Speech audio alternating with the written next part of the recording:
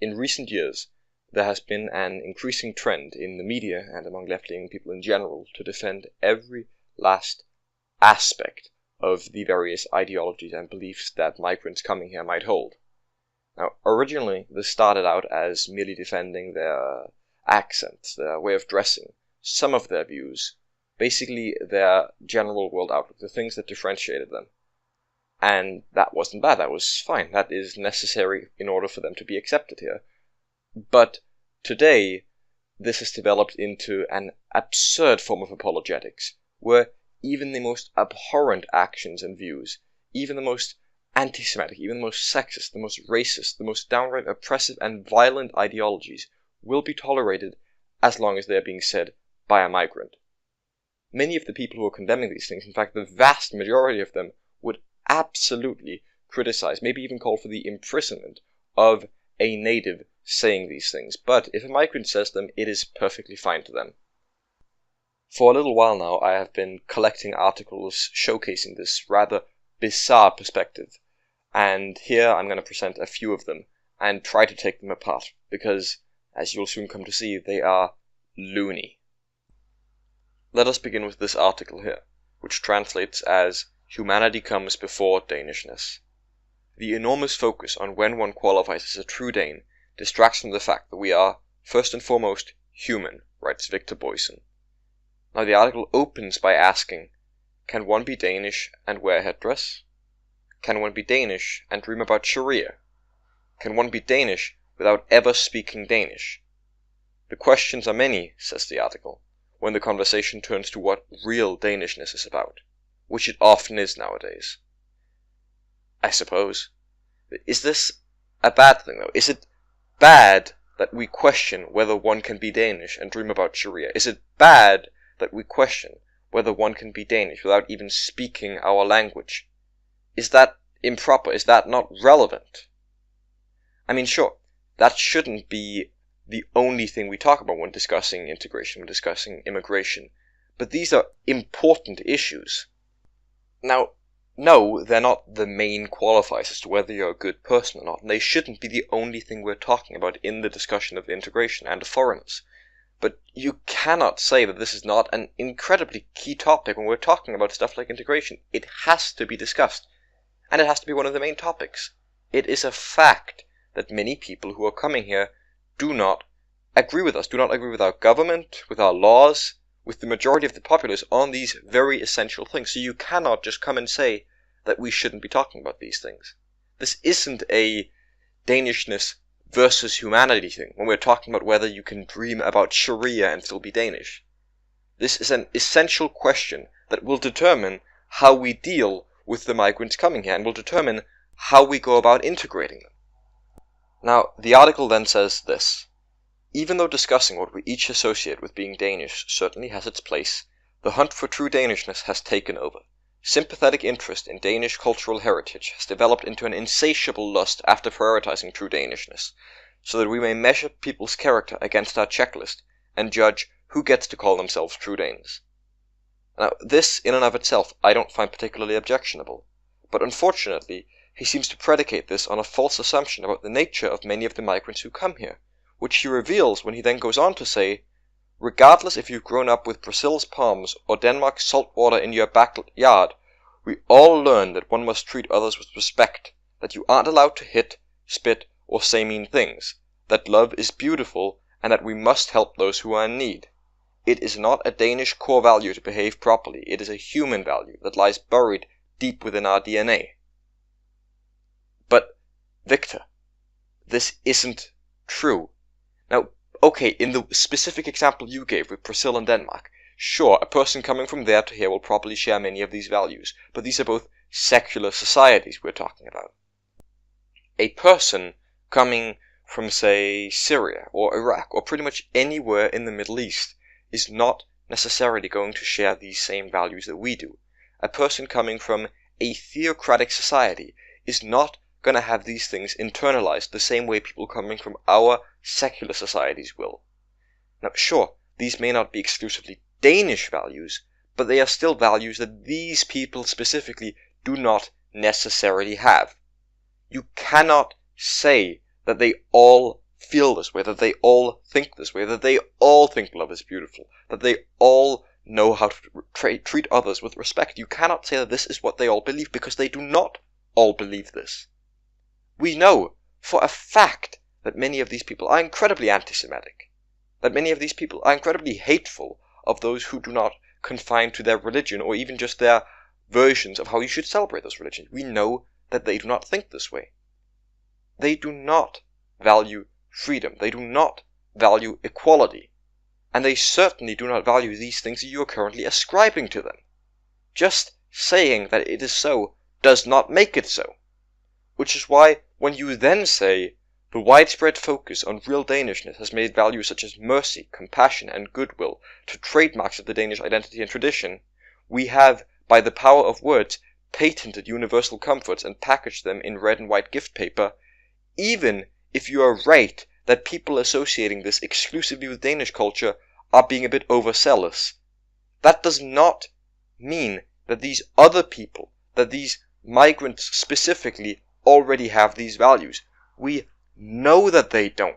So why are you pretending that they do? And I know you're talking about them because you specifically mentioned stuff like Sharia and headdresses in the introduction.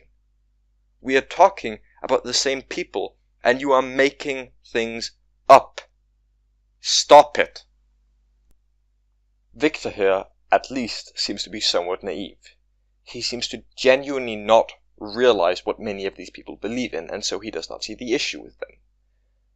The real problems here, the real people who worry me, are the ones who fully understand what some of these individuals believe in, who fully understand just how depraved their ideals are, just how backwards they are, and still want to protect them. These are the people who, when Martin Henriksen from DF says, I think that, to a degree, you have to embrace Danish traditions, mark them, and feel that they are your traditions. If you are an Orthodox Muslim, I don't think that you can be Danish. When he says that, they call him racist. But isn't he right, though? I mean, what did he say that is wrong? Even the last part, the Orthodox Muslim, he did not say that nobody who is a Muslim can be Danish. He specifically said the Orthodox Muslims, because if you are Orthodox, then you per definition follow the scripture to a T. And if you do that, you cannot agree with our values. Likewise, if you do not want to embrace our traditions, if you willingly resist them, then how can you call yourself Danish? What is wrong with that? Nobody is saying that they cannot be Danish because they are brown, and very few people are saying they cannot be Danish because they are Muslim. But if they refuse to integrate, if they refuse to learn to believe what we believe, then no, they are not among us. Yet it gets much worse when you start looking into what some people, even in the political parties, actually believe. Sofie Carsten Nielsen is a spokesperson for Radikale Venstre, the radical left party, and when she was interviewed about who can and cannot qualify as being Danish, this is what she had to say. Does one have to have a Danish passport to be Danish? No. Does one have to be able to speak Danish to be Danish? No, but one has to want to.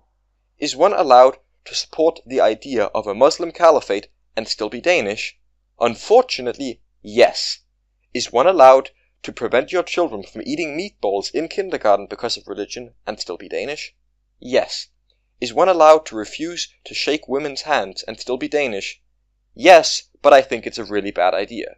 Is one allowed to wear a burqa and still be Danish? Yes.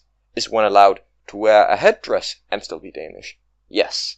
Is one allowed to pray to Allah 5 times a day and still be Danish? Of course. Is one allowed to go to a Muslim free school, do one's homework, and never have any Danish friends and still be Danish? Yes. If one has a Danish passport, has lived in the country for 22 years, but doesn't speak Danish and has never had a job here, is one still allowed to be Danish? Yes. And finally, is one allowed to be with Turkey's football team against Denmark and still be Danish? Yes.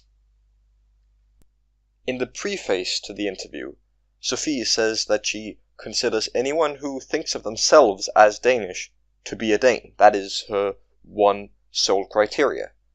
But in what way is a person who doesn't speak Danish, who doesn't know any Danes, who doesn't work a job here in Denmark, who doesn't believe in our values, who supports a caliphate, and wouldn't even shake hands with a woman, in what way is that person trying to be Danish? In what way does that person want to be Danish? Anyone who supports a caliphate doesn't want to be Danish. That is an inherent contradiction. Likewise, anyone who refuses to shake a woman's hand doesn't want to be Danish. And Sophia clearly knows this to some extent, which is why she says things like, unfortunately yes, and yes, but I think it's a really bad idea. She doesn't agree with these things, yet she still feels obliged to say yes, because for some reason, under her definition, and a worryingly large amount of other people's definitions, everyone gets to be Danish. And even if they object to everything that we as a country stand for, even if they believe in absolutely abhorrent things, they still get to come. They do not even need to have citizenship here. At the end of the day, and despite the protests of a few skinheads, Danishness is not a matter of race. It is not a matter of ethnicity, it is not a matter of skin color, it's not even necessarily a matter of where you were born. What it is a matter of is one of culture. And culture is nothing more than the sum of its parts, of the ideas, of the values. If you take those away, you are left with nothing. And conversely, if you add new things, if you add new ideas, new values, new concepts to a culture, you are going to change that culture.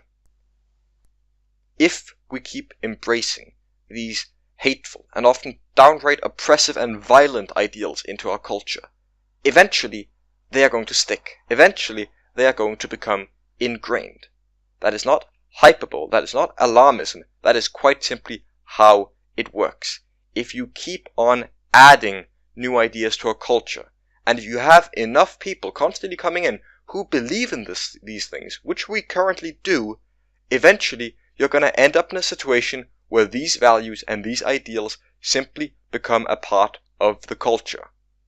And so, when anti-Semitism, when sexism, when bigotry, like we see in the Middle Eastern countries, starts to become a consistent part of our local cultures, which used to oppose these things, you have only yourself to blame, because you are so desperate to be inclusive, because you are so desperate to be tolerant, that you valued tolerance of intolerance over basic ethics and basic rights. When these things start to rise, when these things start to become common, when actual rape cultures, like so many of you rave about, become ingrained in our societies, you will have only yourself to blame. And we will be there telling you that we tried to stop you, but you wouldn't listen.